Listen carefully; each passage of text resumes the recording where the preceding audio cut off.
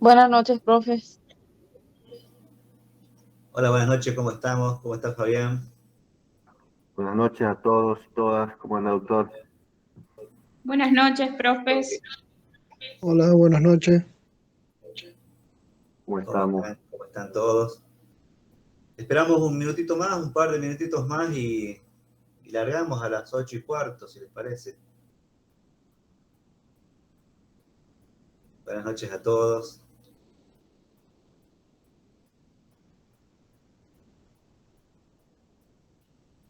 Vamos a tratar de hacerlo expeditivo a lo de ahora, para no ser tan largos como a la mañana.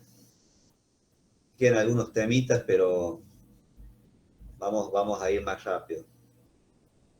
Como se habrá visto a la mañana, son temas por ahí un poco largos, pero son muy fáciles, muy entendibles. De la sola lectura de la Constitución se adquiere prácticamente todo el conocimiento de esta unidad. La Constitución por lo general es bastante clara, salvo algunas cosas puntuales que hemos señalado por ahí en el 87, en la conformación de la Cámara, algunas cosas que en la redacción no se entienden muy bien. Pero en general, con la sola lectura de la Constitución, cosa que recomiendo altamente, hay que leer la Constitución. A esta unidad se la estudia muy bien, muy profundamente y, y se la aprende muy bien. Victoria, vos estabas levantando la mano, ¿querías decir algo? Sí, profe. Le quería preguntar qué piensa de la reforma que tenemos próximamente de la Constitución. De la Constitución Provincial. Sí, ¿Qué pregunta, Victoria? Te puedo dar una opinión personal al respecto, que no es de la cátedra. me encantaría escuchar, Yo profe. creo, yo creo que las reformas de una constitución siempre son importantes, ¿no? Porque la constitución es nuestra norma más importante. Por lo tanto, llevar adelante un proceso de reforma es una tarea gravosa, es una tarea que se debe merituar profundamente eh, por el momento de llevarla adelante, por el contenido de la reforma que se pretende y por las consecuencias que puede acarrear. Por lo tanto, no es el caso de que cualquier gobernador que venga tiene que hacer una reforma. Creo que hay que merituarlo considerablemente, cosa que entiendo se ha hecho.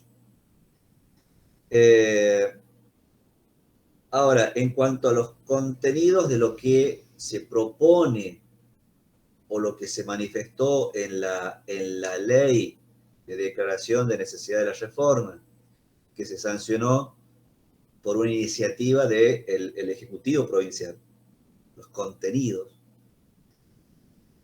Eh, Algunos me parecen inocuos, aunque muchos consideran que son importantes,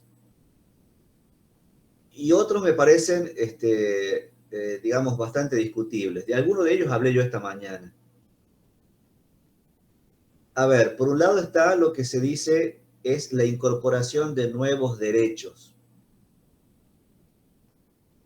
Yo pienso de que, en primer lugar, la Constitución no es un catálogo de buenas intenciones expresados en una norma. Está bueno de que los derechos fundamentales de las personas, y así corresponde, figuren en una Constitución.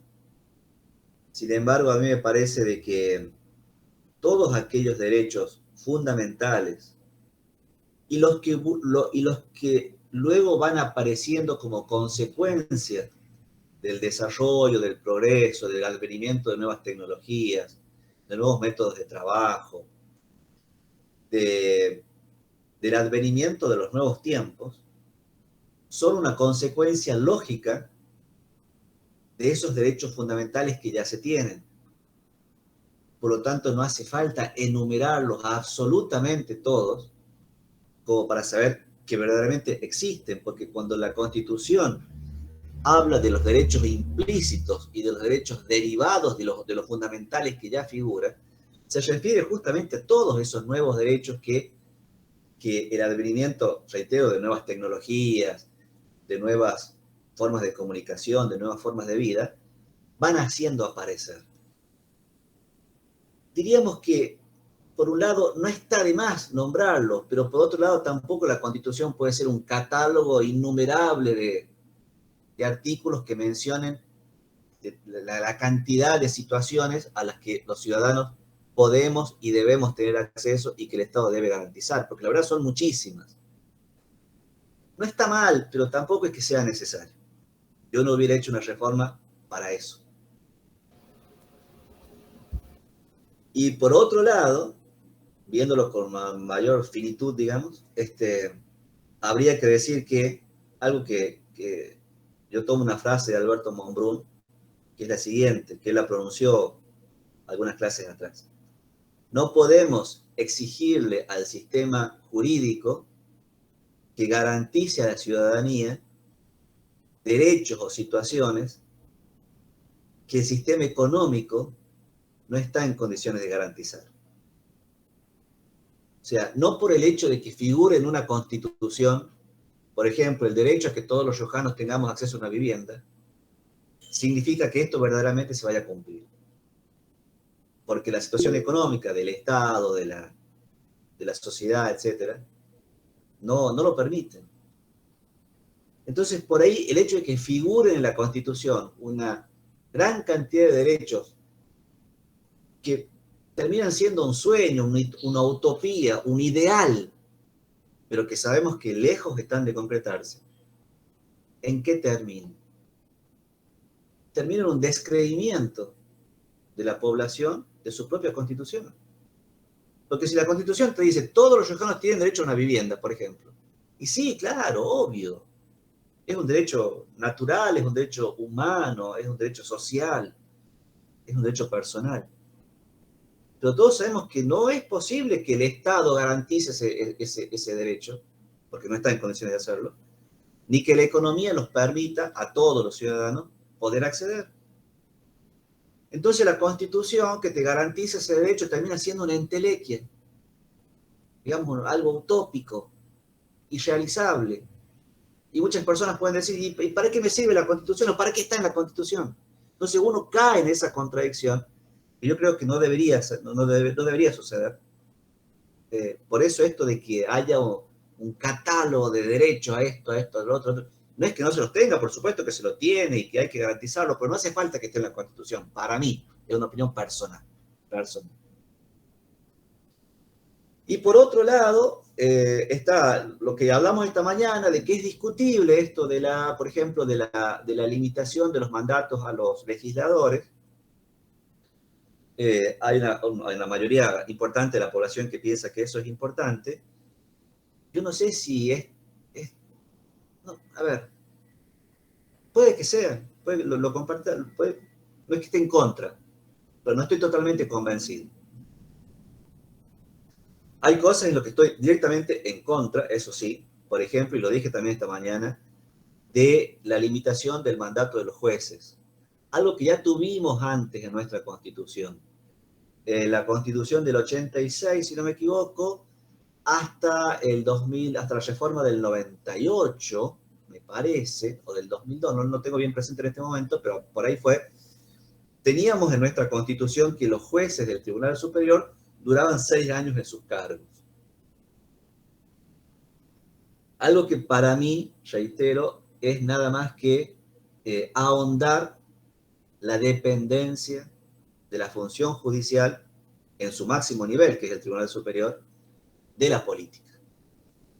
Porque si la continuidad en el cargo o el advenimiento de un nuevo juez dependen de la decisión política, es obvio que los jueces van a estar sujetos en sus decisiones, las decisiones que tomen, en las sentencias que tomen, a esta influencia. Está claro, o sea, nadie puede escapar a eso. El juez sabe que tiene pendiente sobre sí la espada del gobernador de turno para su continuidad o no, dependiendo de que al gobernador le gusten o no los fallos que emite el juez del Tribunal Superior. Entonces, ¿qué independencia de conciencia, de mente tiene ese juez? Yo creo que eso es nada más ahondar la dependencia en vez de ir por la independencia.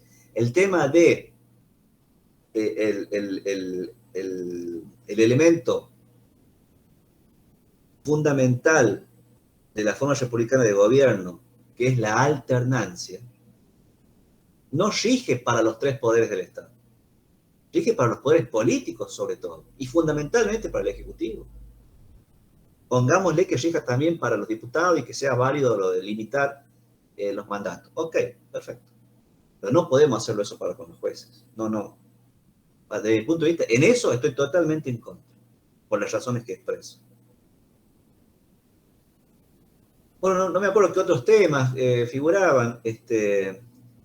Obviamente, la independencia de los poderes es clave. Miren, yo creo que si a nivel nacional hay algo que tenemos que encarar para la nueva Argentina, para refundar nuestro país, para mí son tres aspectos fundamentales: la reforma judicial, la reforma laboral y la reforma tributaria, completa en este país.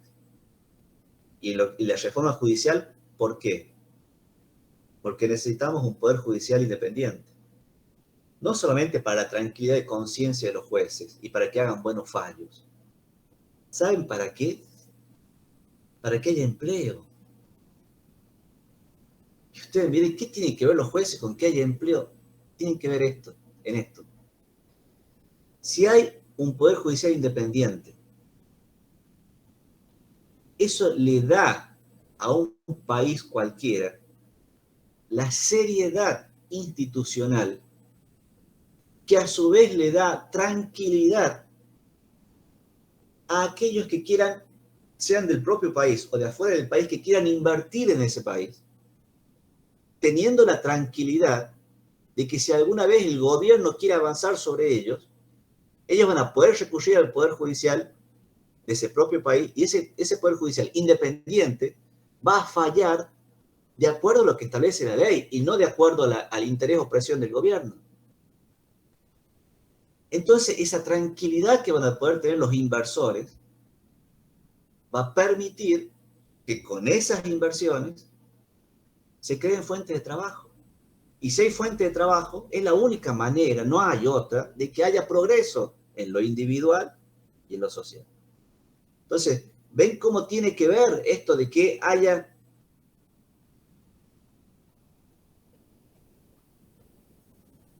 No, porque las provincias son autónomas en ese sentido para decidir. O sea, las provincias tienen un margen de decisión propia y pueden hacerlo. Capaz, si se concreta esa reforma, que alguien pueda... estoy respondiendo a la pregunta que me hicieron, ¿no? Capaz que alguien pueda tachar de inconstitucional esa nueva norma respecto de la justicia y vaya a lo nacional y la Corte lo tache de antirrepublicano, digamos, pero no lo sé. Después, todas las provincias tienen un margen de decisión propio, que yo siempre lo voy a defender, ¿no? Salvo cuando sea ya extremadamente contrario a la forma republicana de gobierno. Esto es bastante discutible, esto es una opinión, es mi opinión, pero bueno, es discutible. Pero siempre tengan presente, chicos, y sobre todo ustedes que van a tener una carrera profesional muy ligada a la justicia tiene que ser independiente. ¿Hay maneras de garantizar o de mejorar esa situación de independencia? Por supuesto que la hay. Pero en un sentido, las reformas que tenían que ver son en un sentido exactamente inverso a lo que se está haciendo, tanto a nivel nacional como a nivel provincial. Para mí, por ejemplo, a mí me hubiera gustado que la reforma de la Constitución respecto de la justicia diga dos cosas. Uno, algo que yo vengo sosteniendo hace mucho tiempo. Primero, que aquellas personas que van a acceder a un cargo de juez no hayan tenido ninguna participación política directa ni como asesores de políticos al menos 10 años antes de su nombramiento en la justicia. por lo menos 10 años. Porque si ponemos en la justicia a alguien que viene de la política, que viene de ser ministro, por ejemplo, y pasa a ser juez del Tribunal Superior, y está claro que esa persona, ya como juez, va a seguir estando del lado político del gobernador de turno, que lo hizo nombrar. Nadie puede decir que no va a ser así. Es así. Es así. Entonces, por eso yo digo, bueno, queremos nombrar un nuevo juez del Tribunal Superior, por ejemplo, ok, nombremos a fulano de tal, pero esa persona hay que garantizar, hay que investigar y garantizar que por lo menos los últimos 10 años de su vida no haya tenido relación alguna con la política. Eso es uno. Y la segunda, algo que le escuché afortunadamente decir a un candidato nacional, que me sorprendió en ese aspecto, que yo lo vengo sosteniendo hace mucho tiempo. A la justicia hay que darle autarquía, verdadera autarquía, porque la Constitución dice que la tiene, pero en verdad no la tiene, autarquía financiera. O sea, si no tiene dinero ni para comprar papel para escribir la sentencia, ¿y cómo funciona? No hay forma. Si no tienen los elementos químicos que le hace falta a la policía judicial para investigar un crimen, para ver las pruebas, o no, y no va a descubrir nunca el crimen. Está claro, no puede funcionar. Nada puede funcionar si no hay plata. Entonces, que tenga autarquía financiera verdadera. ¿Y cómo se podría elevar, por ejemplo, en las provincias? Que el presupuesto que le corresponde a la justicia, la plata de la coparticipación nacional, vaya directamente a la caja del Tribunal Superior y de los ministerios públicos. ¿Cómo ocurre hoy en día? La plata viene del Ministerio de Economía de la Nación y repercute en la cuenta del Ministerio de Hacienda de la provincia. Y el Ministerio de Hacienda de la provincia le manda al Poder Legislativo, al Poder Judicial. Le manda cuando quiere y lo que quiere. Y si no haces lo que yo digo, no te mando o te mando menos o lo que sea. Entonces, no sirve, o sea, es todo un castillo de naipes. No. Queremos darle verdadera independencia a la función judicial, démosle la plata y que ellos solamente, y que les vaya automáticamente, y separemos a los jueces de la política. O sea, bueno, pero eso no, son ideas mías, son ideas personales. No hay mucha gente que esté de acuerdo conmigo, se lo digo desde ya en la política, pero bueno, es lo que yo pienso. Gente, espero haber contestado tu pregunta, Victoria, creo que era que me había preguntado. Podemos hablar mucho más si quieren en algún momento. Estaría bueno, les reitero esto, les tiro la idea de que alguna vez lo que quieran, nos juntemos a tomar un café en algún lado, no sé, ahí en la universidad creo que hay un bar. No sé si funciona todavía eso, pero el tiempo que tenemos en la casa es poco y si no termino la unidad, mi amigo Monbrun me dice que hablo de más y que hablo cualquier cosa y que no terminamos los temas. Así que vamos a los temas, los terminamos y los hinchas de Boca después se pueden ir a ver el partido, que seguramente deben estar pendientes de eso. Bueno, habíamos hablado esta mañana de la conformación de la Cámara, de cómo se distribuyen los cargos, las bancas, de cómo se pretende asegurar un mínimo para la oposición, cosa que no se cumple, de que habíamos hablado también de los requisitos, de cómo es el quórum, habíamos hablado de las inhabilidades, o sea, de aquellos que no pueden presentarse siquiera para ser diputados bajo ninguna manera. Nos faltó el tema de las incompatibilidades, o sea, ya siendo diputado, ¿qué otra cosa no puede ser o no puede hacer, mejor dicho? Entre las incompatibilidades, dice la Constitución, está tener cualquier otro cargo electivo, tanto en el gobierno nacional como provincial o municipal. O sea, no puede tener dos cargos electivos al mismo tiempo, tiene que elegir uno de los dos. No puede ejercer ninguna función en realidad o empleo público dependiente del Estado nacional, provincial o municipal, con la única excepción de la docencia, en cargos de dedicación simple en el ámbito superior o universitario. O sea, el único otro empleo que puede tener alguien que ejerza como diputado es la docencia. en el nivel superior o universitario y solamente en cargos de dedicación simple. O sea, no puede ser un profesor titular de una cátedra, por ejemplo, que se supone que tiene que estar todo el tiempo dedicado a esto. Vamos a pasar rápidamente al tema de las inmunidades. Creo, a ver, vamos a tratar de volver a la placa. A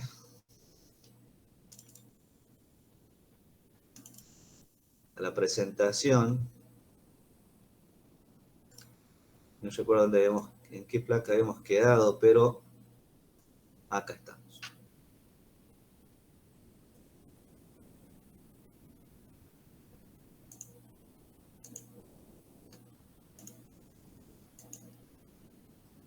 Se ve la placa ahí, ¿verdad? Sí, ¿Hola? profe. Ok. Vamos a ver entonces las inmunidades. Como ustedes saben, ¿qué son las inmunidades? Las inmunidades son garantías establecidas en favor no personal de los miembros de la Cámara, sino en razón de su calidad de integrantes de la Cámara, para preservar su persona en cuanto integrantes de la Cámara, en cuanto son diputados, y para preservar también a la propia Cámara, la institucionalidad, el funcionamiento y el buen nombre de esa Cámara, ¿no? O sea, son garantías puestas no en razón de la persona de los diputados, sino en razón de la función que cumplen y de la institución a la cual representan. Entonces, estas inmunidades pueden ser de opinión, de arresto y o de proceso. ¿Y qué significa cada una? Porque las tres las tenemos en nuestra Constitución provincial. El artículo 93 habla, lo que yo les puse ahí entre comillas en la placa. Disculpen, ¿puede volver a repetir? ¿Qué cosa querés que te repita? La inmunidad, ¿qué más dice?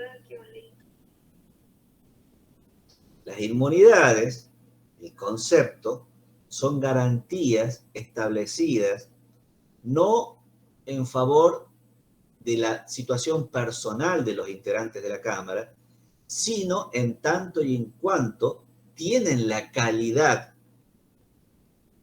de integrantes de la función legislativa. O sea, en función no de sus personas, sino de la tarea que desempeñan en su función de legislador y para preservar a su vez la integridad y el buen y normal funcionamiento de la institución a la que representa, la Cámara. Se protege, en otras palabras, a la persona del legislador, pero no por su calidad personal, no por ser fulano de tal, sino porque es legislador. Y a su vez para proteger el normal funcionamiento de la institución. Porque si ocurriera, por ejemplo, supongamos que el gobierno de turno los mete presos a todos los diputados de la oposición, y los diputados de la oposición son una mayoría que si no los metería presos, les sancionaría las leyes en contra. Bueno, eso no puede pasar. O sea, toda la Cámara, el funcionamiento de la Cámara, yendo a un ejemplo extremo, le estoy diciendo, ¿no? El funcionamiento de la Cámara se vería imposibilitado en condiciones normales a raíz de esta situación. Entonces, para proteger eso, no solamente a las personas de los diputados en tanto que son diputados, pero también al normal funcionamiento de la Cámara, es que se establecen las inmunidades parlamentarias. En nuestra provincia tenemos inmunidad tanto de opinión como de arresto y de proceso. Y la vamos a ver a las tres. La primera que establece la Constitución es la inmunidad de opinión, que significa que los miembros de la Cámara no pueden ser acusados, ni interrogados judicialmente, ni molestados por las opiniones o los votos que emitan en el desempeño de su mandato. ¿Qué quiere decir? Que no pueden ser acusados. Nadie puede ir y meterle una denuncia en la justicia, por ejemplo, a un diputado por las cosas que dijo o hizo en su carácter de diputado. Tampoco puede ser interrogado judicialmente. No puede un juez llamarlo y decir, venga acá, venga, explíqueme qué es lo que quiso decir. No, bajo ningún aspecto. ni siquiera molestado, dice la Constitución. A ver, cuando uno habla de acusado o interrogado judicialmente, sabe técnicamente a qué nos estamos refiriendo, pero dice la Constitución, ni siquiera puede ser molestado. ¿Y qué es molestar? ¿Y qué es molestar? Por ejemplo, escribir un artículo periodístico en contra, eso puede ser una molestia. Criticarlo puede ser una molestia. ¿Qué es una molestia? Bueno, acá es medio raro esto, ¿no? Hay una vaguedad en este concepto de la Constitución. ¿Qué es molestar a un diputado? Pero lo que se quiere en general es que ellos no sientan, que el diputado no se sienta constreñido, no se sienta amenazado, no se sienta agraviado, no tiene por qué hacerlo, en función de sus opiniones o de sus votos o de sus decisiones que tome en su carácter de legislador. Siempre pongo énfasis que lo que se protege es lo que haga lo que diga el legislador en su carácter de tal. Porque si ese mismo legislador sale de la Cámara, agarra el auto, pasa 5 semáforos en rojo, atropella a una persona, lo que sea, eso no tiene nada que ver con su carácter de legislador, claramente, ¿no? Entonces, lo que se protege es la actividad, lo que haga o lo que diga este legislador actuando como tal. No necesariamente tiene que ser dentro del recinto de la Cámara, no necesariamente en las sesiones. Puede hacerlo en cualquier momento de su vida, pero siempre y cuando esté actuando en su carácter de legislador, que es representando a una parte del pueblo y a un partido político. Todo agravio, cualquiera sea su naturaleza y forma, dirigido contra un miembro de la Cámara, adentro o afuera de la Cámara, por causa de los votos o de las opiniones que tuvo en ejercicio de sus funciones, se considera una ofensa no al legislador solamente, sino a toda la Cámara. Cuando esto ocurre, dice que debe ser sancionada, dice la Constitución.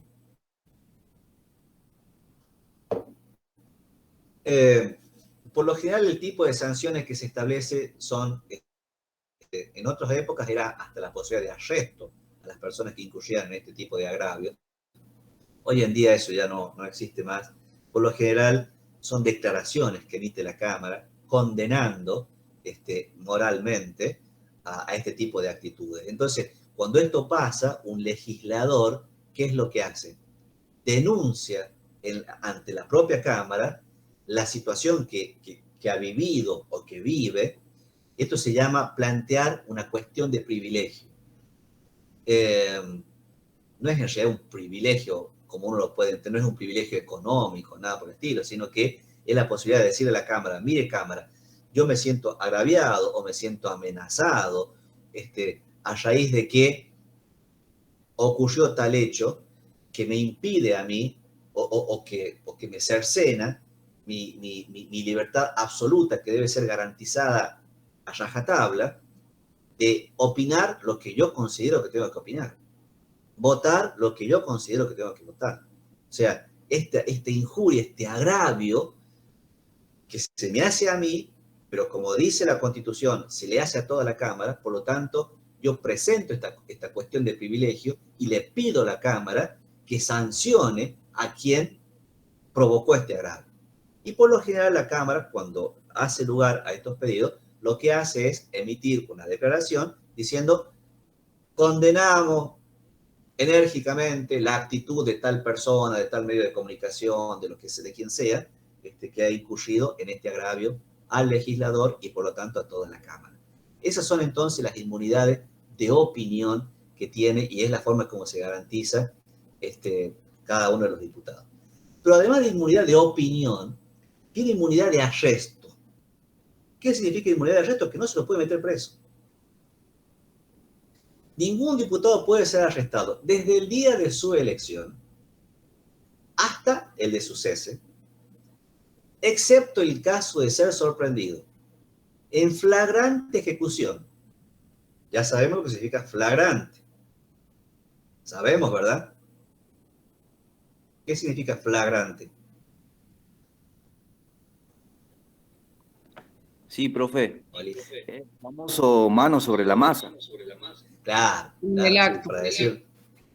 para decirlo vulgarmente, digamos, con las manos en la masa. Ahí, en el momento mismo de la comisión del hecho. Profe, ¿Sí?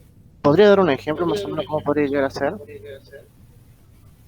A alguien que esté robando y que se lo pille en el momento que está llevándose las cosas. Vieron ¿Y penal, ¿no? por qué no pasó algo así con el intendente que falleció, Elías?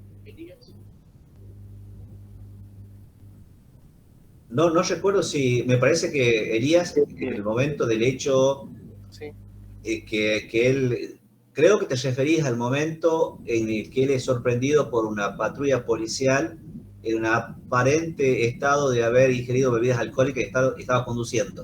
sí, sí. Ese hecho. Primero, él no era diputado, era intendente. Acá estamos hablando de la inmunidad de Ah, bien. arresto de los diputados. Los intendentes no tienen inmunidad de ninguna clase.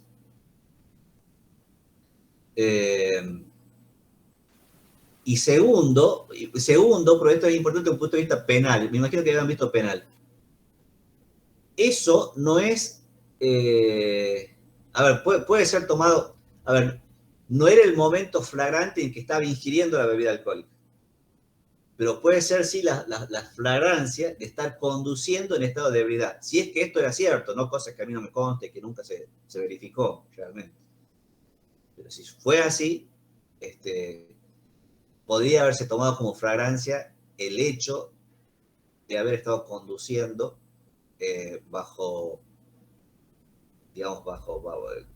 un nivel de ingesta de bebida alcohólica mayor a la permitida. Es posible. Pero igual no era aplicable el caso porque él era intendente. Entonces, no se lo puede arrestar a un diputado desde el momento de su elección hasta el momento en que cese su mandato. Del momento, desde el día de la elección, dice la Constitución,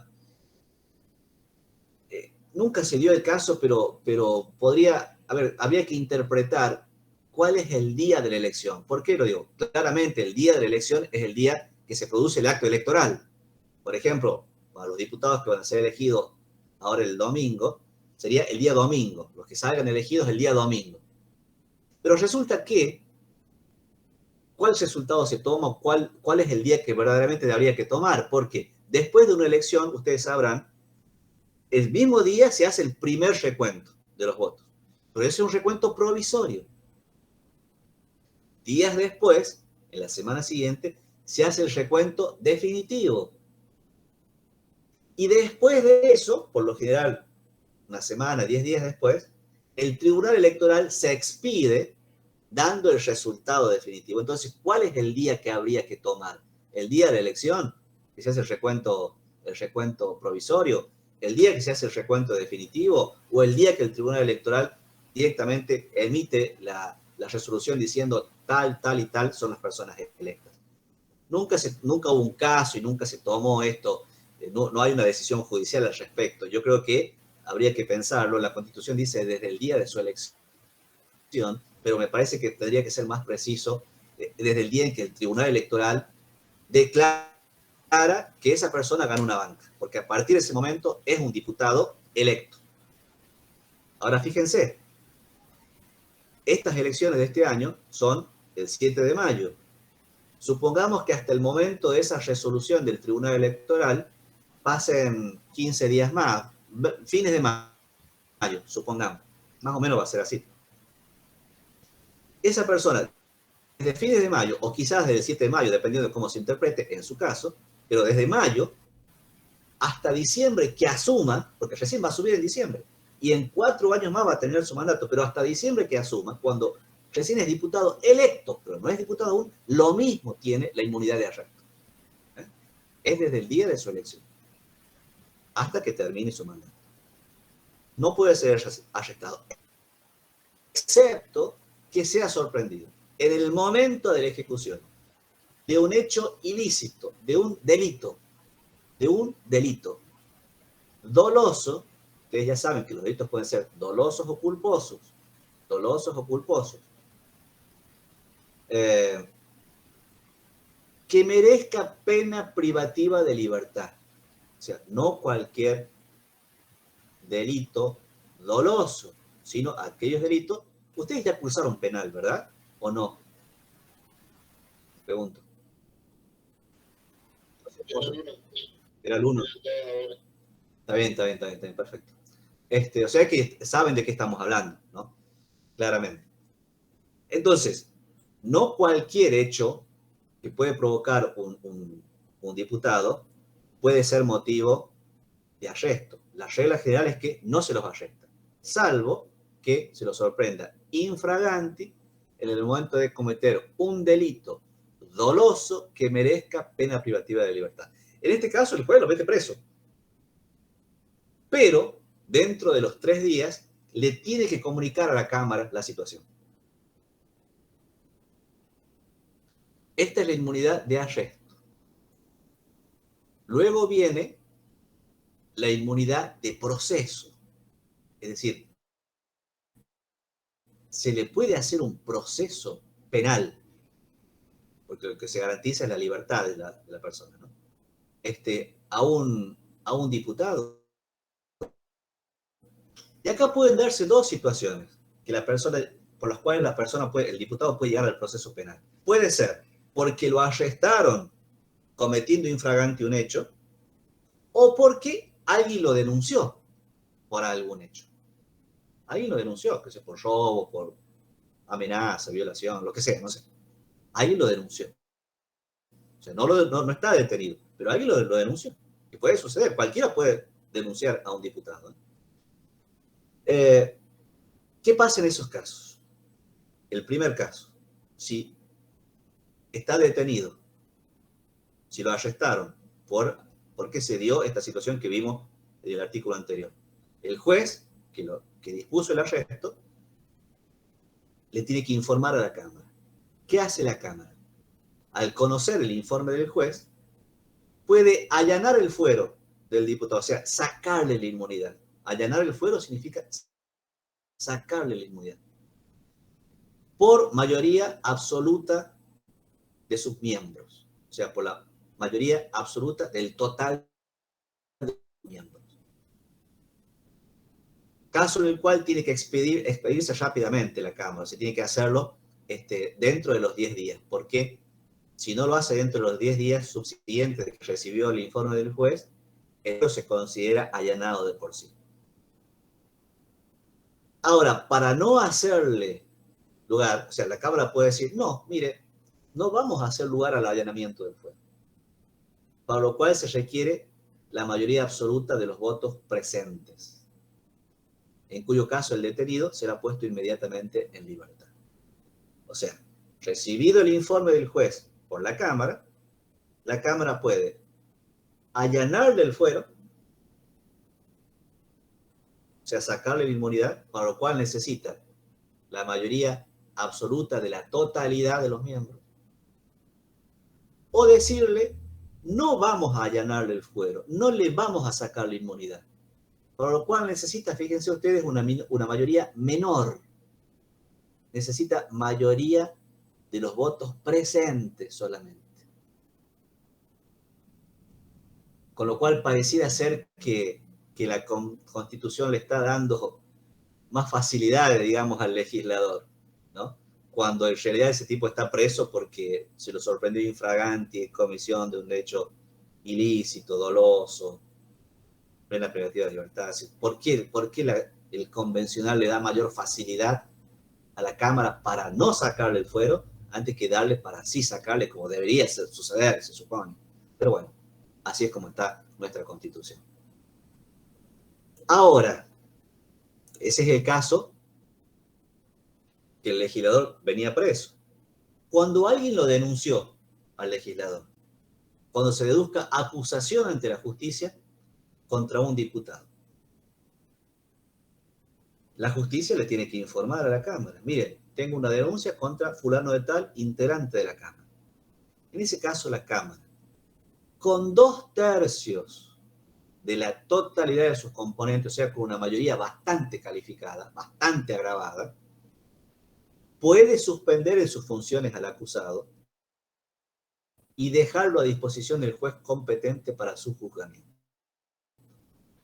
Solo en esos casos que la Cámara le autorice al juez a que lo juzgue, se puede llevar adelante el proceso. Por eso se llama inmunidad de proceso.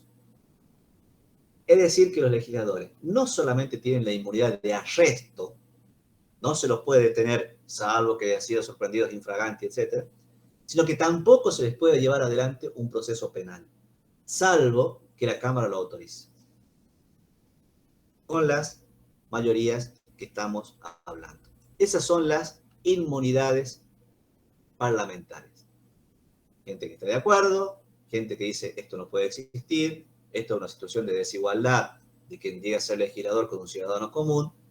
Todas las opiniones son válidas. Los que dicen no, hay que proteger no a la persona, sino al funcionamiento de la institución, y de última, cuando esta persona deje de ser legislador, se le puede llevar adelante el proceso. Bueno, son diferentes opiniones, cada uno de ustedes tiene la facultad suficiente para discernir al respecto y opinar. La Cámara, a su vez, tiene facultades disciplinarias internas para con sus propios miembros. Con 2/3 de los votos de la totalidad de sus miembros, puede corregir a cualquiera de ellos por desorden de conducta en el ejercicio de sus funciones, o por faltar de manera notoria e injustificada. Ese ausentismo notorio e injustificado que dice la Constitución no solamente puede ser para las sesiones, puede que esté verificando un ausentismo notorio e injustificado también a las sesiones de las comisiones, que ya dijimos esta mañana, que es donde se cocina verdaderamente el trabajo de un legislador. O sea que si el legislador no va a las sesiones o no va ni siquiera a las reuniones de las comisiones, también la Cámara puede llamarle la atención por ausencia notoria e injustificada. O bien por un desorden de conducta dentro de la Cámara, en la sesión o en las comisiones o en las oficinas administrativas, o fuera de la Cámara. Un desorden de conducta en cualquier lugar, incluso de su vida privada, que amerite que la Cámara le haga un tirón de orejas, digamos. Pero inclusive ese tirón de orejas puede llegar mucho más allá. Pueden llegar inclusive hasta excluirlo, hasta sacarlo de la Cámara, hasta echarlo. En el caso de que hubiere inhabilidad física, psíquica, moral o legal sobreviniente a su incorporación. O sea, que una vez incorporado, aparezca una situación de inhabilidad física que le impida totalmente ejercer su función como tal, o inhabilidad psíquica, enfermedad de carácter psíquico que le impida tener comprensión de sus propios actos, o legal, alguna situación que atravesó, qué sé yo, los condenaron en otro país o lo que sea, por una situación que bueno, le tocó, o moral, ¿no? Si te portaste mal, hiciste algo que no corresponde, y bueno, y lo puede excluir de su seno. Que si hay antecedentes, sí los hay. Los hay. En los años recientes, varias veces ocurrió, no muchas, pero varias veces ocurrió en nuestra Cámara, que con razón, sin razón, con justicia o sin justicia, todo depende del lado que uno lo mire, pero hubo legisladores provinciales que fueron excluidos de la Cámara por inhabilidad moral sobreviniente a su incorporación. O sea, estas cosas pasan. Bueno, vamos a ver rápidamente entonces. Les reitero que si alguien no entiende algo, lo que sea, quiere que hablemos de vuelta, como yo estoy haciendo la presentación y no puedo ver si alguien levanta la mano o lo que sea, me lo diga a viva voz, que lo pregunte. Que quiera pregunte, ningún problema. Vamos a pasar a ver el tema de la sanción de las leyes. Que en el caso de nuestra legislatura, es relativamente sencillo porque es unicameral. Vamos a ver entonces el origen de las leyes, o sea, quién puede presentar un proyecto de ley. Un proyecto de ley puede ser presentado, en primer lugar, obviamente, por los propios integrantes de la Cámara, por cualquier diputado o grupo de diputados. Puede ser presentado por el gobernador de la provincia, que también tiene facultades para hacerlo, y puede ser presentado inclusive por el Tribunal Superior de Justicia en asuntos relacionados con el funcionamiento o la administración de la justicia. Esto dice la Constitución en el capítulo pertinente de la función legislativa. Profe, disculpe, ¿puede repetir, por favor? ¿Quiénes pueden presentar proyectos de ley? Los diputados, el gobernador de la provincia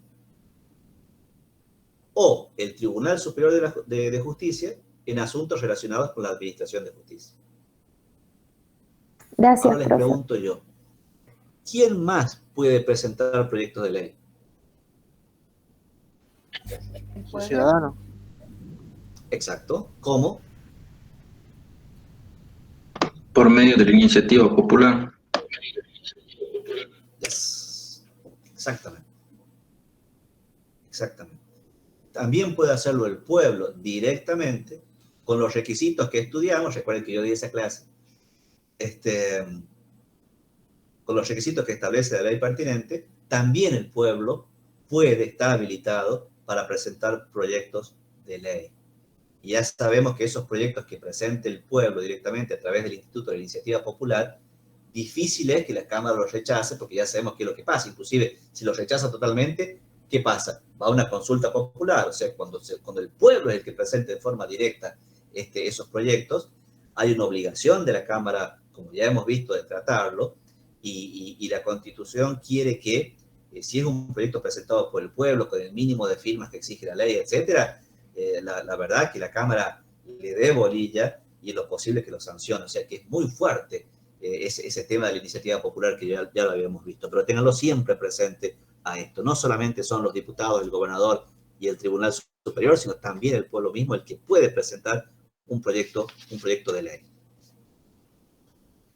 Ya habíamos visto esta mañana que cuando se presenta un proyecto de ley, ¿qué es lo que ocurre? Puede que ese proyecto de ley, en la sesión que ingresa, sea tratado inmediatamente. Es posible que esto ocurra. En esos casos, se llama un tratamiento sobre tablas. O sea, las tablas son los estrados de cada uno de los diputados, ¿no? Es una vieja expresión que se utiliza al respecto.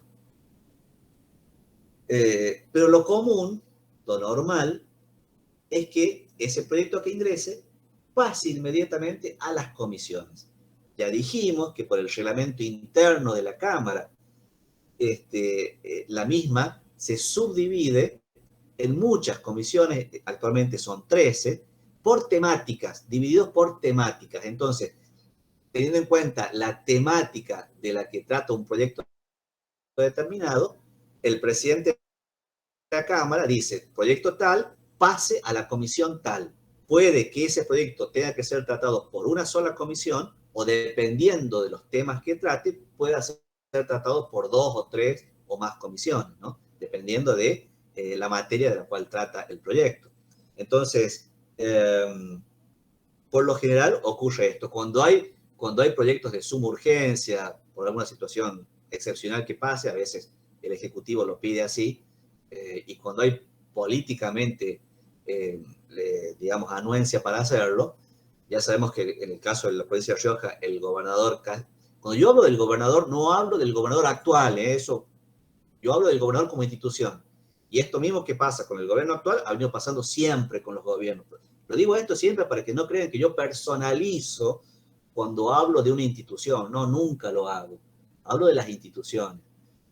Entonces, por lo general, cuando un gobernador pide que tal proyecto que lo envía de urgencia se trate sobre tablas, y casi siempre ocurre porque ya sabemos que tiene una mayoría muy abrumadora dentro de la Cámara. Entonces, los ejecutivos casi nunca tienen problemas para que esto ocurra. Pero por lo general, los proyectos de leyes van a las comisiones. Y en cada una de esas comisiones se despacha ese proyecto con un dictamen a favor o en contra, o un dictamen mayoritario o un dictamen minoritario. Y finalmente, cuando se despachan de las comisiones, van a la sesión y en la sesión definitivamente se aprueba o no. Tengan siempre presente esto, que el trabajo... ¿Profe? Sí. ¿Qué sería el tratamiento sobre tablas? Que se trata inmediatamente. El proyecto se presenta hoy, en la sesión de hoy, e inmediatamente se empieza a discutir sobre el tema. Ah, De bien. una. Ahí, sobre tablas, sobre la mesa, digamos. Eso significa. Y se sanciona o se rechaza ahí, inmediatamente. Y se acabó la discusión. Eso significa sobre tablas. Esto casi nunca pasa. Esto casi nunca pasa, ¿no? Ustedes van a ver que por lo general las oposiciones, tanto a nivel provincial, a nivel nacional y acá y en la China, las oposiciones son muy reacias a tratar sobre tablas muchos proyectos porque siempre está la duda o digamos, aquella cuestión de qué se traerá entre líneas o qué dirá la letra chica de este proyecto, bueno, por decirlo de un modo elegante, y las oposiciones por lo general son poco proclives a tratar ningún proyecto que sea sobre tablas, ¿no? Siempre se dice que cuando se quiere tratar algo así rápido, entre gallos y medianoche, como dice el refrán, que en realidad debería ser entre gansos y medianoche, pero bueno, después vamos a hablar sobre eso, por ahí es como da a pensar de que hay algo raro, digamos, pero a veces no, a veces realmente es una urgencia porque está pasando algo grave, repentino, o lo que sea, pero bueno, todo depende de las situaciones, pero el tratamiento sobre tablas es esto, ¿no? El de tratarse inmediatamente que ingresó, pero no es lo normal, eso es muy excepcional. Lo normal es que ingresa un proyecto y se la despacha ese proyecto a la comisión pertinente de acuerdo a la materia que se trate, a la o las comisiones.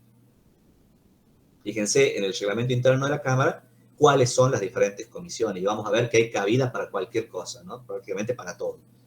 Sea cual sea la temática, va a ir a parar a alguna comisión o a varias comisiones.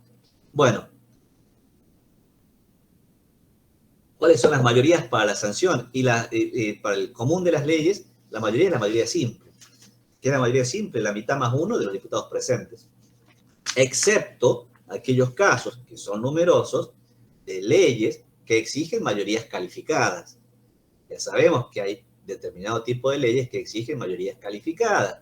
Por ejemplo, si se sanciona una ley de enmienda, que necesita los 2/3 de la totalidad de los miembros. Por ejemplo, hay varias otras leyes que necesitan mayorías calificadas para su sanción. Pero estos son el menor de los casos, son los casos puntuales que determina la Constitución. En el 99% de los casos, las leyes se sancionan por la simple mayoría, que es la mitad más uno. En el caso de que el proyecto de ley se rechace, ese proyecto de ley no puede volver a tratarse en ese mismo año legislativo. No puede volver a tratarse. Si se quiere insistir sobre el proyecto, tendrá que insistirse el próximo año o el próximo periodo legislativo. Una vez que se sanciona una ley, esa ley, ya sabemos, ¿no?, por derecho constitucional, que el proceso de sanción de las leyes es un proceso complejo, que requiere la intervención no solamente del Poder Legislativo, sino también del Poder Ejecutivo. ¿Para qué? Para su promulgación. Y que recién después de la promulgación y la publicación, una ley entre en vigencia. Yo a eso lo doy por sabido porque se supone que lo hicimos constitucional. Entonces, el segundo paso, que es el de la promulgación, vamos a ver ahora. Una vez que ha sido sancionada entonces la ley, la Cámara tiene un plazo de 5 días hábiles para enviarlo al proyecto al Ejecutivo para su promulgación. El Ejecutivo tiene un plazo de 10 días hábiles para promulgarlo, si está de acuerdo, o vetarlo. Ese veto, a su vez, puede ser total o puede ser parcial. Vamos al primer caso. ¿Está bien? ¿Sí?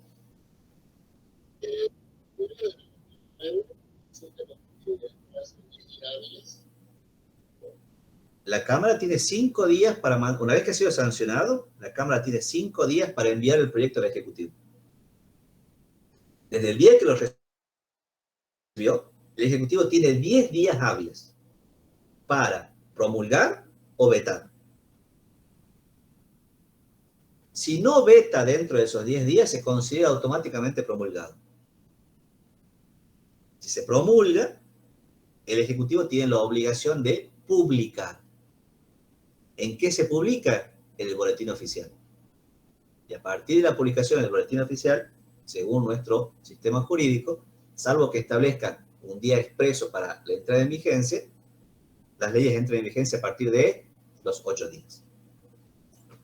Entonces, sancionada, se manda al Ejecutivo, se promulga, se publica, es ley.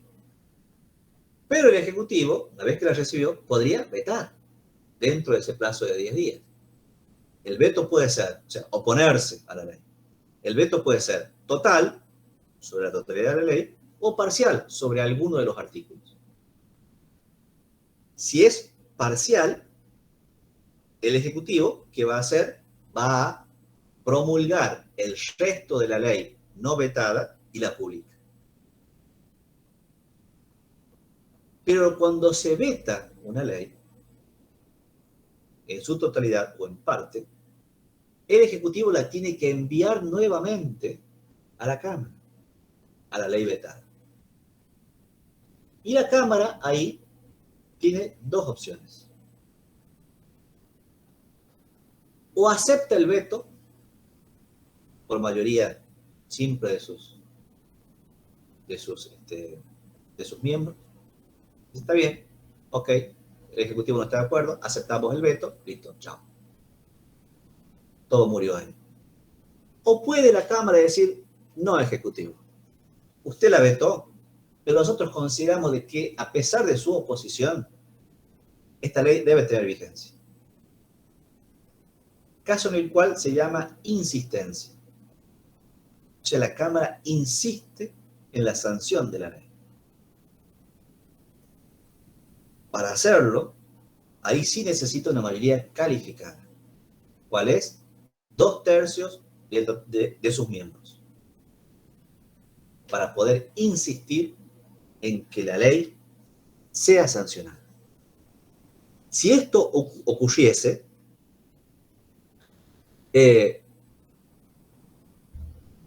la ley ya no puede ser objetada por el gobernador. Directamente la ley pasa para su promulgación. Entonces, fíjense con ustedes que a pesar de que la Constitución le da al gobernador la facultad de oponerse a una decisión, a una sanción, a una ley que ha sancionado la Cámara, igualmente la Cámara podría decir, no, por más que usted, gobernador, se oponga, esta ley debe ser sancionada. Y si logra los 2/3 para imponerse, esa ley ya directamente no puede ser vetada más por el gobernador la tiene que publicar y pasa a ser ley. Con lo cual, el proceso de sanción queda terminado. Como verán ustedes, es simple el proceso de sanción de una ley en nuestro caso, porque es un sistema unicameral, tenemos una sola Cámara. Pero, a su vez, este es un tema que hay que saberlo muy bien. El origen de las leyes, quiénes pueden presentar proyectos de ley, dónde se debate, cuáles son las mayorías para la sanción, qué pasa si se rechaza, qué pasa cuando se envía al Ejecutivo, y puede promulgar o puede vetar, y cómo la Cámara puede insistir qué mayoría le hace falta, que la mayoría de los 2/3 de los miembros presentes para poder insistir y que la ley se sancione.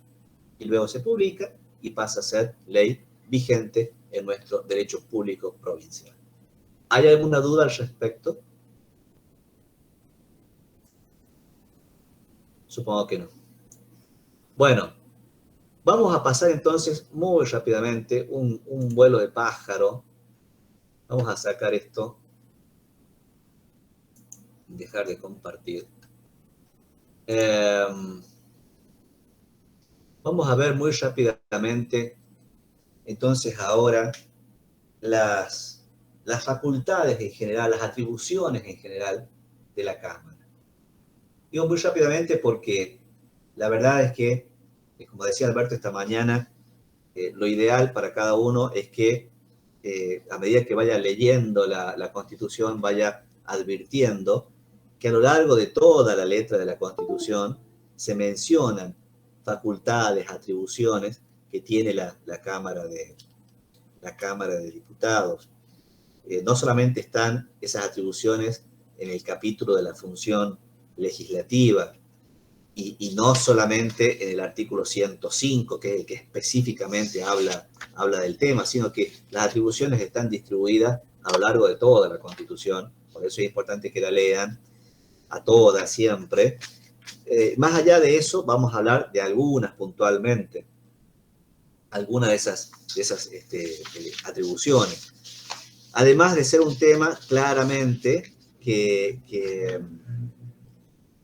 es muy fácil de estudiar, o sea, con su sola lectura se puede aprender y saber de ello, ¿no? Pero bueno, vamos a hacer a vuelo de pájaro muy rápidamente, vamos a hablar de algunas cosas. Por ejemplo, la facultad que tiene, la atribución que tiene la Cámara de conformar comisiones de investigación. Profe, disculpe. Sí, Priscila. Me quedó una duda. En el caso de que el gobernador vete parcialmente una ley, o sea, la promulgue parcialmente, la parte vetada puede ser objeto de este mecanismo de insistencia por parte de... Sí, claro. ¿Sí? Ah, bien. ¿De insistencia? Gracias. ¿De insistencia? Sí, la parte vetada. Claro. Claro, caso en el cual en la nueva publicación, digamos, que el gobernador va a tener que publicar de vuelta ya toda la ley, como está, para que sea esa publicación. Bueno, puede ser solamente de los artículos que originariamente se vetaron y después se insistieron, pero lo ideal en ese caso, el secretario de la Gobernación debería en ese caso mandar a publicar, o el director del boletín, publicar de vuelta toda la ley para que se comprenda mejor toda la ley, ¿no? Pero sí, la insistencia puede ser sobre la totalidad de la ley vetada o sobre la parte vetada, sobre los artículos vetados, claramente. Bien, gracias, profe. Bueno. Entonces estábamos diciendo que entre las atribuciones, facultades que tiene la Cámara está, por ejemplo, la de formar comisiones. ¿Para qué? Aparte del trabajo en comisiones, esto que ya habíamos hablado, puede hacer otro tipo de comisiones. Por ejemplo, para fiscalizar o investigar en cualquier dependencia de la administración pública lo que esté pasando. El manejo de sus cuentas, los manejos administrativos, lo que sea. Puede decir, bueno, vamos a formar una comisión para que se investigue lo que se está haciendo en APOS, supongamos, o en el Ministerio de Tierras. Con la plata, con los fondos que maneja, con la parte administrativa, con las decisiones que toma, con a quién se adjudican las tierras, por ejemplo. Inclusive puede ser una investigación sobre entidades privadas, siempre y cuando estén comprometidos intereses del Estado. Puede ser alguna empresa privada, por ejemplo, pero que esté, por ejemplo, una empresa constructora, que esté haciendo, qué sé yo, barrios enteros. Es una empresa privada, pero está manejando fondos del Estado. Entonces, la Cámara puede también, en este caso, designar una comisión que investigue lo que considere pertinente que tiene que investigar. Cómo se están haciendo las cosas, cómo se invierte la plata, cómo se rinden las cuentas, cómo se contratan los proveedores, o sea, lo que considere que tiene que investigar. Es posible que la Cámara haga esto. No puede interferir la Cámara con las actuaciones que estén haciendo otros poderes del Estado. Por ejemplo, si la justicia también está haciendo una investigación al respecto, no puede la Cámara entrometerse en la investigación que está haciendo la justicia. Corre por cuenta separada. Y si la Cámara, por ejemplo, considera que es necesario hacer un allanamiento de las oficinas, supongamos de esa empresa, tiene que pedirle a la justicia que le dé la orden de allanamiento. O sea, los diputados no pueden ir a allanar de por sí, no, porque eso es una facultad de la función judicial. Pero sí pueden llevar adelante toda la tarea de investigación que le compete, que quiera hacer. ¿Se practica esto? No. No, yo no recuerdo que se haya hecho. No recuerdo, la verdad. Puede que haya pasado, pero la verdad yo no lo recuerdo. Y en todo caso habrá sido un caso menor.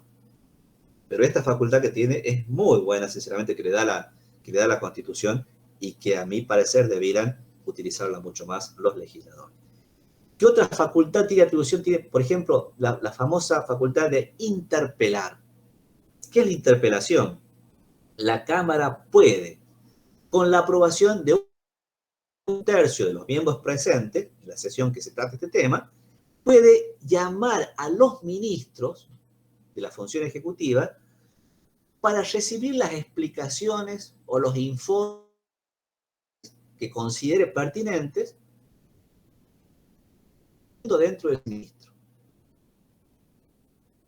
Para lo cual lo tiene que citar a ese ministro, la Cámara lo cita, al menos con 48 horas de anticipación y expresándole en la citación cuáles son los temas que quiere que le informe.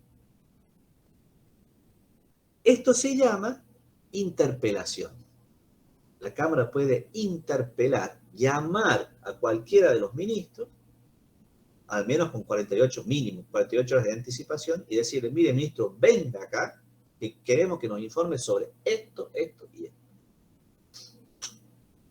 La Constitución dice que el gobernador podría decir, no va a ir el ministro, pero voy a ir yo.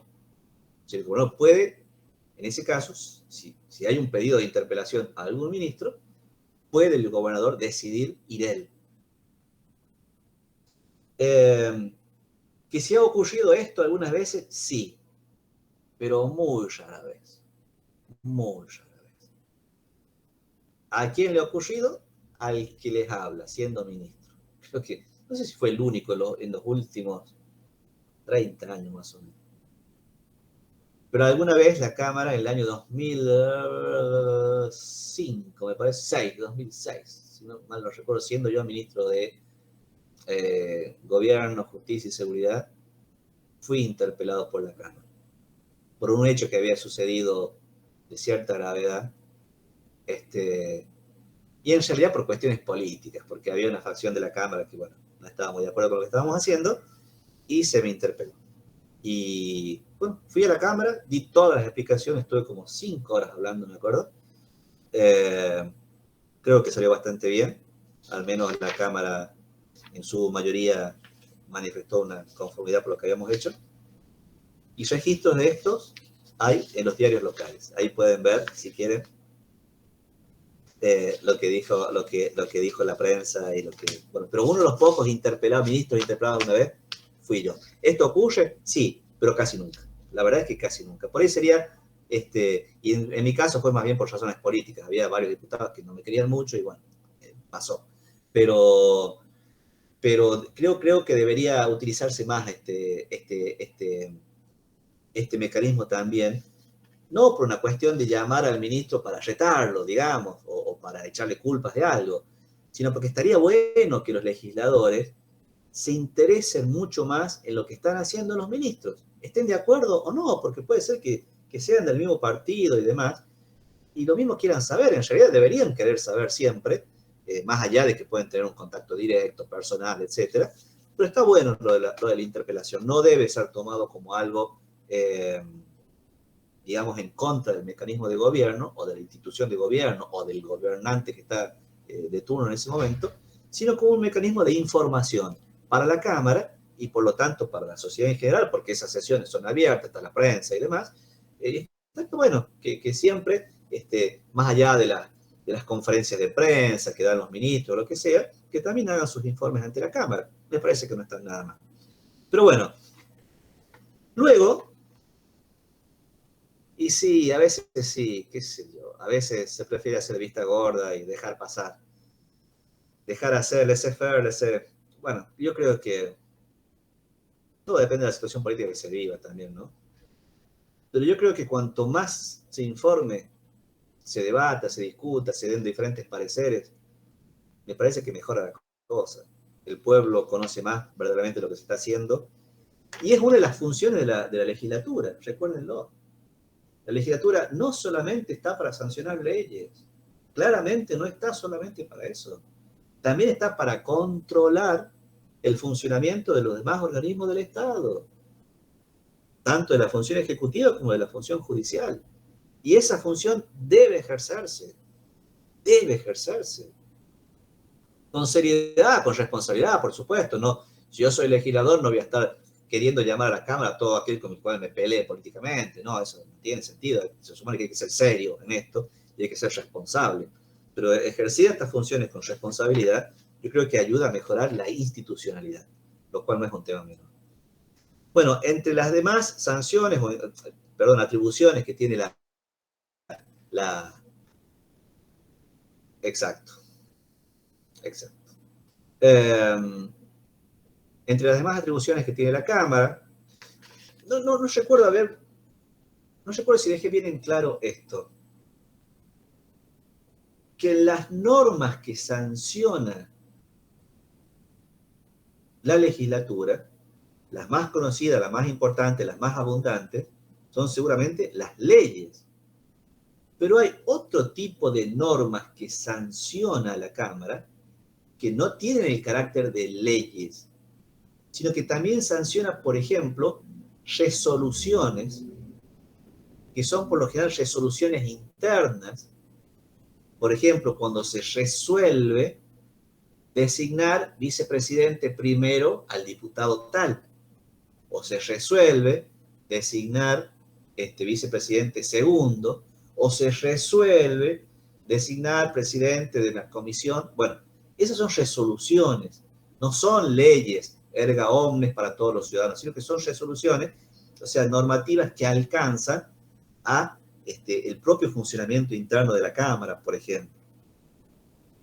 O también emite declaraciones, es decir, emite una opinión la Cámara, emite un argumento, un statement, como dicen mucho, usan mucho los estadounidenses sobre todo, en el cual manifiesta su parecer respecto de alguna situación determinada. Recién hablamos de un tipo de declaraciones, cuando hay una cuestión de privilegio que algún diputado dice, no, me siento agraviado por las declaraciones de tal, bueno, plantea una cuestión de privilegio, la Cámara puede declarar que tal persona ha incurrido en un agravio contra la Cámara y que, bueno, que lo sanciona moralmente, supongamos. O también puede declarar la Cámara de interés provincial la fiesta provincial del salame, qué sé yo, que muchas veces pasa. La fiesta provincial del turismo, la fiesta provincial de la jojoba, la fiesta provincial del algarrobo. Vieron que se hacen en los departamentos y demás, a los festivales que se hacen le dan el carácter de fiesta provincial de tal cosa. Y bueno, a veces la Cámara puede declarar de interés de la Cámara la realización de ese evento, de interés cultural, algún evento cultural que se hace o algún evento deportivo, algo que sea importante, verdaderamente que se le quiere dar trascendencia institucional, política, histórica o lo que sea, la Cámara declara tal cosa. Entonces la Cámara no solamente emite leyes, emite también declaraciones y emite resoluciones. Por supuesto que lo más importante son las leyes, claramente. Bueno, le corresponde a la Cámara, según el artículo 105, dictar, vamos a ver si lo podemos compartir acá a esto. Wait a minute.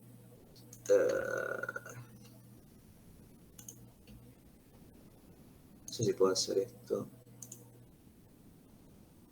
No. Quería compartir. Bueno, pero lo podemos leer. El que tenga la Constitución a mano lo vamos leyendo al 105 de la Constitución. Muy rápidamente. puede dictar todas las leyes que sean necesarias para el ejercicio de las instituciones, obviamente lo que venimos diciendo. Todas las leyes relativas al interés público y general de la provincia, siempre y cuando estén dentro del marco de competencia de la provincia. Ya sabemos que hay normas.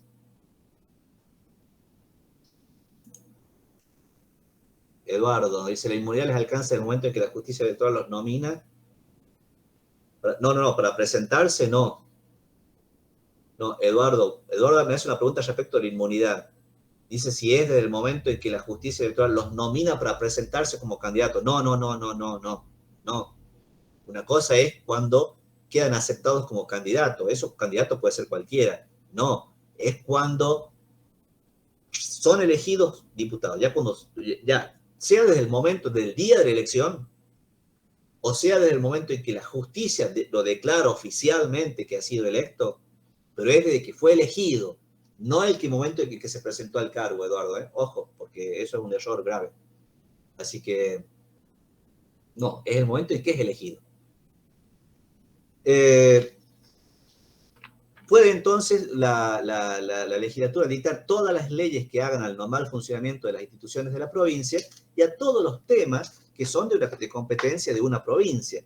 Claramente, no puede dictar leyes en materias que han sido delegadas a la nación. Por ejemplo, no puede dictar una ley sobre delitos, o sea, una ley penal. No puede dictar leyes sobre materia civil. No puede dictar leyes sobre materia laboral. Sí puede dictar leyes, por ejemplo, en materia contencioso-administrativa, en los procedimientos, ya sea civiles, penales, cómo se llevan adelante, en todo lo que es competencia de nuestra propia provincia y que no ha sido materia delegada al Congreso de la Nación. Ahí no puede, obviamente. Puede establecer leyes de impuestos, o sea, los tributos que van a formar el Tesoro Provincial. Claramente, las leyes sobre impuestos provinciales las dicta la propia legislatura. Recordemos, no sé si lo dijimos ya, pero lo vamos a insistir cuando veamos el derecho municipal, de que los municipios no pueden dictar ordenanzas de impuestos. Los municipios solo pueden imponer tasas, derechos y contribuciones, pero no pueden imponer impuestos. Los impuestos solamente los puede dictar en la provincia la legislatura provincial. Es su deber también sancionar una ley que es muy importante cada año, muy debatida, etcétera, etcétera, que es la ley de presupuesto. Ley de presupuesto. Que fija anualmente el presupuesto de gastos y el cálculo de recursos. Puede fijarse un presupuesto por un periodo mayor a un año, pero se puede hacer un presupuesto plurianual, pero no puede exceder ese presupuesto el término de mandato del gobernador de turno.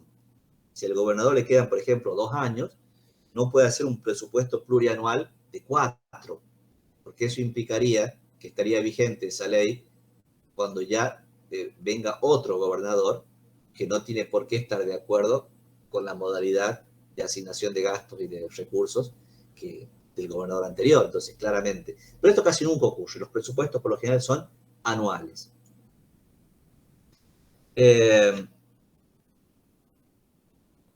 Recuerden que el presupuesto tiene que enviarse a la Cámara.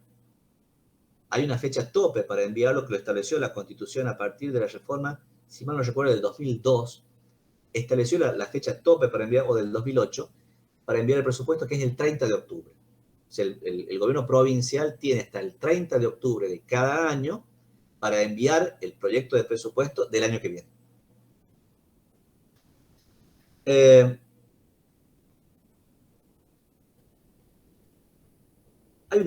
Hay un inciso que es el cuarto de este artículo que dice: tiene la facultad de aprobar o rechazar en el plazo de 90 días las cuentas de inversión que tiene que presentar el gobernador hasta el 30 de junio de cada año respecto del año anterior. Este inciso yo lo estuve estuve averiguando inclusive con algunas autoridades de la Cámara para preguntarle cómo venía en los últimos años este tema. Y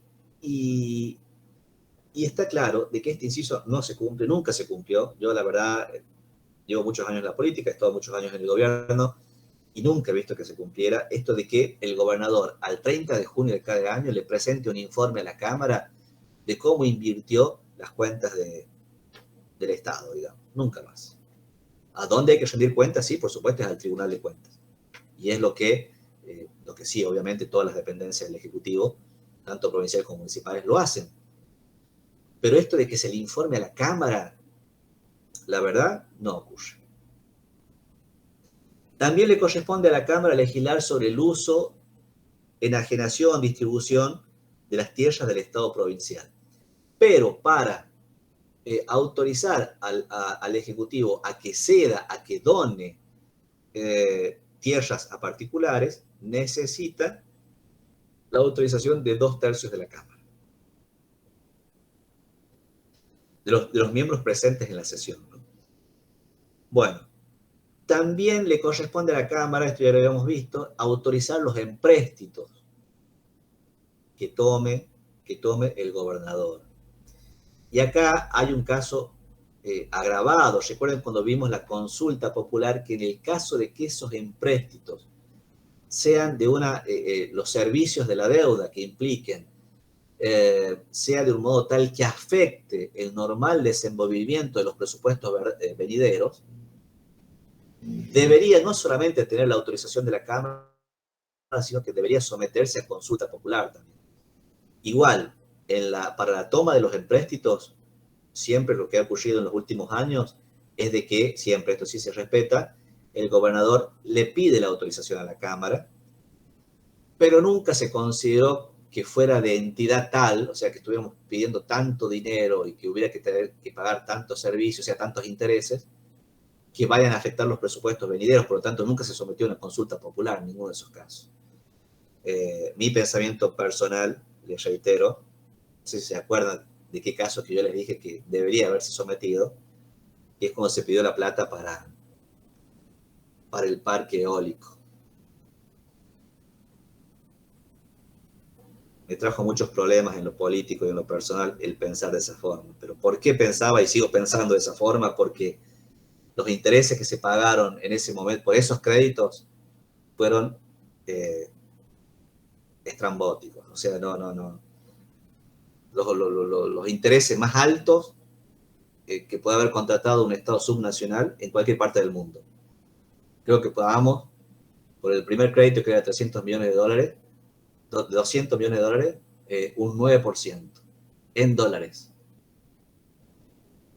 Para que ustedes más o menos tengan una idea a nivel internacional, los servicios de deuda que se pagan por créditos internacionales, un país en muy malas condiciones como podría ser, supongamos, Venezuela, y debe estar pagando una tasa de un 7% más o menos. Un país medianamente normal, un 3%. Un país medianamente serio, un 2%. Y un país fuerte, un 1%. Los países que están en peores condiciones, un 6%, un 7%. Nosotros en la provincia, el crédito que tomamos, la tasa era del 9%. Miren si no se tendría que haber sometido a consulta popular. Sí, Martín. Disculpe, el parque eólico fue vendido, ¿verdad? Eso informó el gobierno. Y si el préstamo que se tomó fue de 300 millones y lo vendieron por algo así como 170, no solamente quedamos endeudados por el porcentaje que teníamos que pagar por el préstamo que se realizó, sino que además por esos 120 millones que no se tuvieron contemplados al momento de la venta. Tú lo has dicho, Martín. ¿Está bien? Si tomaríamos ese tema, estaríamos acá hasta las 12 de la noche, pero no solamente me correrían de la cátedra, sino que... Pero bueno, cada uno tiene su opinión y listo, ya está. Pero un tema más allá de lo que se hizo, no se hizo después, lo que sea, que eso obviamente es discutible, las autoridades darán sus razones y las explicaciones que correspondan, me imagino que y así es y así debe ser.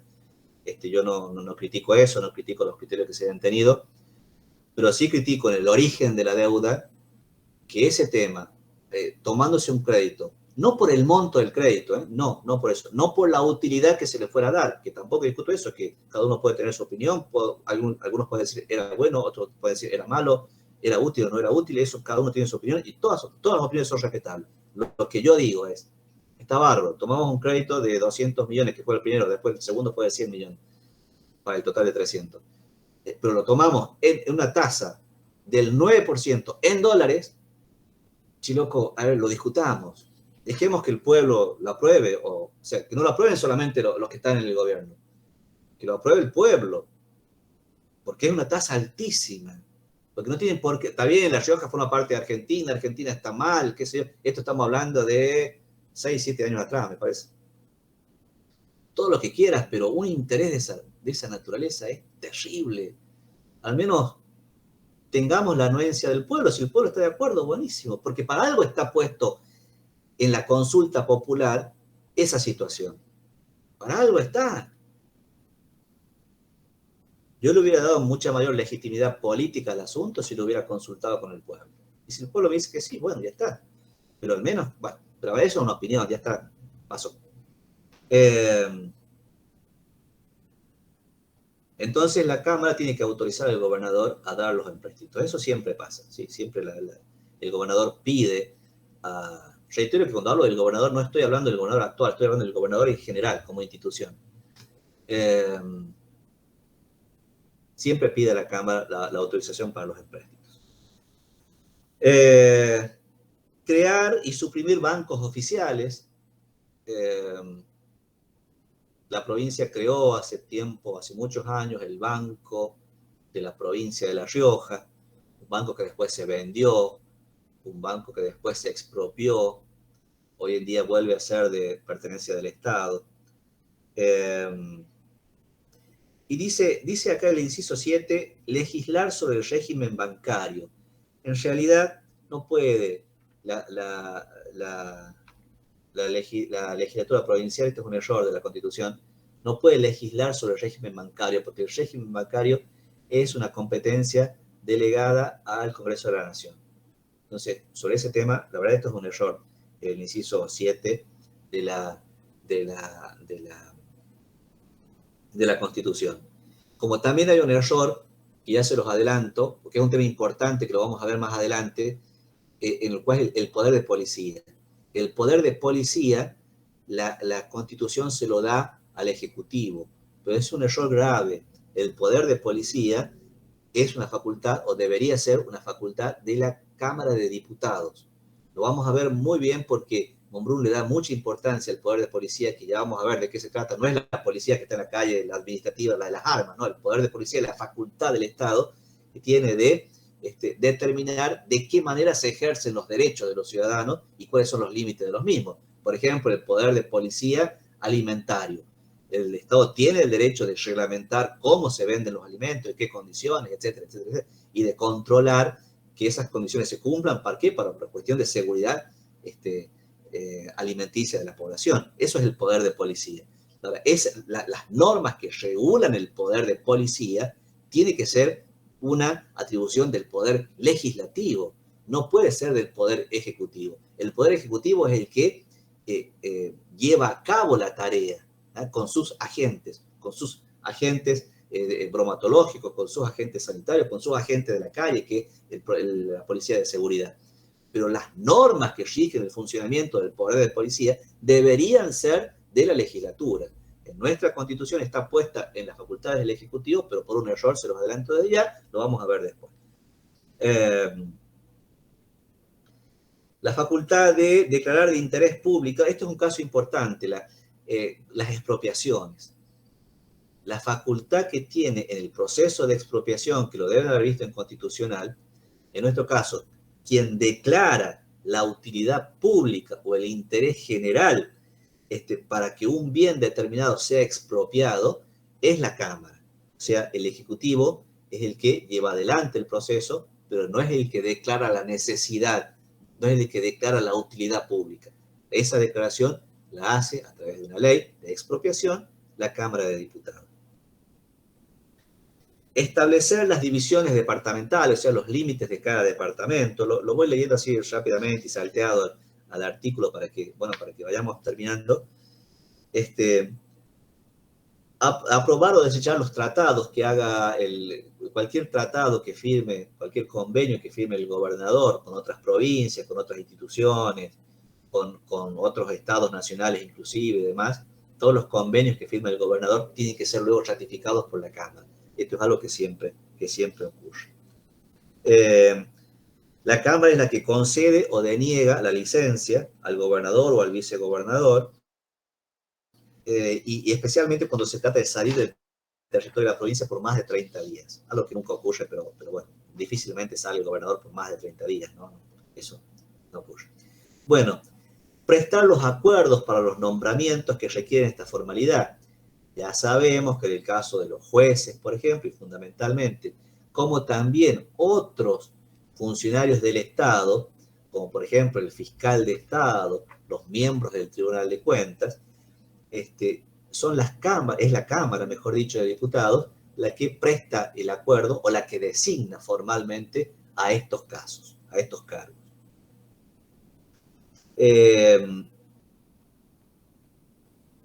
Disponer la intervención de los municipios es otro tema muy importante.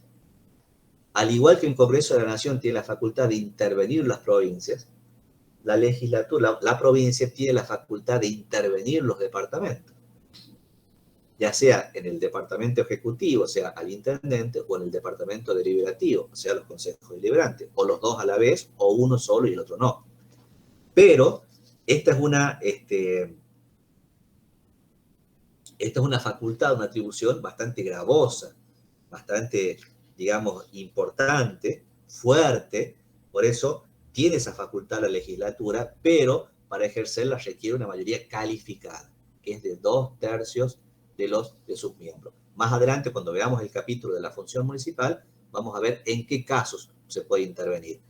Lo hace la legislatura, pero requiere la mayoría de los 2/3 de la totalidad de sus miembros. Bueno, reglamentar el ejercicio de las profesiones liberales. Este es un tema que sí está dentro del marco de competencias de nuestra legislatura. ¿Cuáles son las profesiones liberales? Por ejemplo, las que van a tener ustedes. La profesión de abogados, cómo se ejerce la profesión de abogados, cómo se matricula, cuáles son las normas de ética, cómo se debe llevar adelante el ejercicio profesional. Y así tenemos, por ejemplo, muchos consejos que ustedes luego van a estar afiliados, que tienen que estar matriculados para ejercer su profesión. El colegio de escribanos, el consejo de abogados, el colegio médico, etcétera, etcétera. Bueno, la regulación de la actividad de esas profesiones, las profesiones liberales, también está a cargo de la Cámara. Y la otra, bueno, hay muchas otras, ya lo sabemos, están diseminadas a lo largo de toda la Constitución, pero la otra muy importante, que la vamos a ver en otro capítulo, en otra oportunidad, facultad muy importante que tiene la Cámara, es la de llevar adelante el proceso de juicio político, ¿no? Que es el proceso de enjuiciamiento de determinadas autoridades, que son específicamente el gobernador, el vicegobernador o los jueces del Tribunal Superior de Justicia, a los efectos de su destitución o no. Esa facultad también la tiene la Cámara, es todo un proceso que se hace dentro de la Cámara, que lo vamos a estudiar, no sé si en la próxima clase o más adelante. Pero esas en general, más otras menores, no digo menos importantes, pero otras que están diseminadas a lo largo de la Constitución, son de las muchas facultades que hacía, rápidamente lo hemos visto ahora, pero que es fácil, como les digo, con una lectura de la Constitución, de comprender y de llevar y de poder asimilar. Reitero esto, la tarea de una legislatura es muy importante. Aunque los miembros de los órganos legislativos en los últimos años tengan mala prensa, ustedes deben saber como ciudadanos formados, sobre todo en profesiones relacionadas con el derecho y muy relacionadas con el ejercicio de la función pública, que es una tarea verdaderamente importante, que ejercida con responsabilidad, con plenitud, llevando a cabo todas aquellas posibilidades que como verán son múltiples, que la Constitución le da a un legislador, verdaderamente no solamente se tiene todo el tiempo ocupado, sino que se pueden proyectar, prever leyes importantes, se pueden hacer acciones importantes referentes al contralor del normal y correcto funcionamiento del Estado en las demás instituciones del mismo, sea del Ejecutivo o del Judicial. Se puede establecer un marco de interactuación interno dentro de la Cámara, en la política, con el ciudadano, con otras provincias. Es muy amplio el rango de actividades, de atribuciones, de facultades y de deberes que le da la Constitución a la función legislativa. Es una función importante, lo es. Que hay que mejorar muchísimo en cuanto a la institucionalidad, todo. Hay que mejorar. Volviendo al principio, ¿se cumple con la representación territorial? Sí, todos los departamentos están representados. ¿Se cumple con la representación poblacional? Medianamente sí.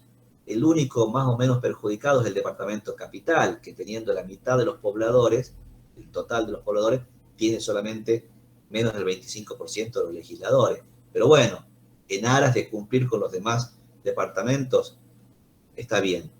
¿Se cumple con la representación política adecuada? No, para nada, porque no hay una cantidad de diputados en la Cámara acorde con la cantidad de votantes que hay en proporción a cada fuerza política. Bueno, son cuestiones a mejorar, son cuestiones a debatir, son cuestiones que deberían estar puestas en la mesa siempre, como yo les digo, reiteradamente, para tratar de mejorar la situación de nuestra provincia. Pero ustedes tienen todos los elementos, no solamente para aprobar brillantemente el examen de esta materia, sino lo que es más importante todavía, para participar como ciudadanos en la vida pública, que tienen el derecho, pero fundamentalmente tienen el deber de hacer, porque van a ser profesionales formados en la educación pública, que adquieren antes que nada una responsabilidad ciudadana, independientemente de sus ideas políticas o lo que sea, de participar siempre, al menos con el debate, al menos con la idea respaldada en la ley, respaldada en la Constitución, para tratar de mejorar la cosa. De eso se trata. Así que, preguntas que quieran. Si no, daremos todo por entendido y pasaremos a la próxima. A los hinchas de Boca, que tengan suerte contra Colo-Colo. A los hinchas de River, ¿qué les puedo decir? A los hinchas de San Lorenzo, como yo, no sé cómo nos habrá ido, porque también jugamos con los chilenos. Monbrun no está para cargarlo porque él es hincha de Racing. Lo siento. Bueno, gente, a seguir estudiando. Señora.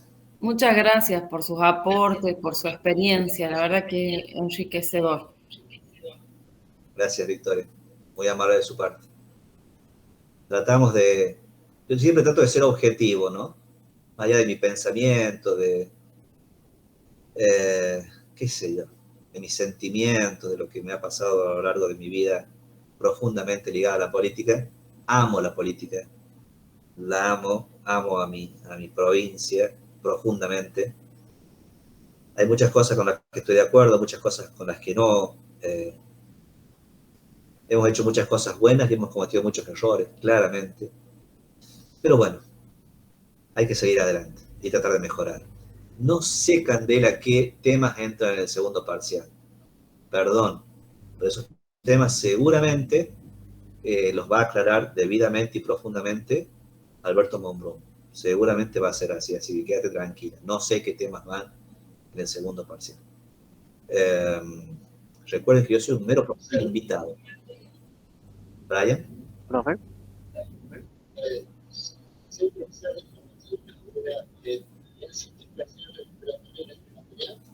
Normalmente sí.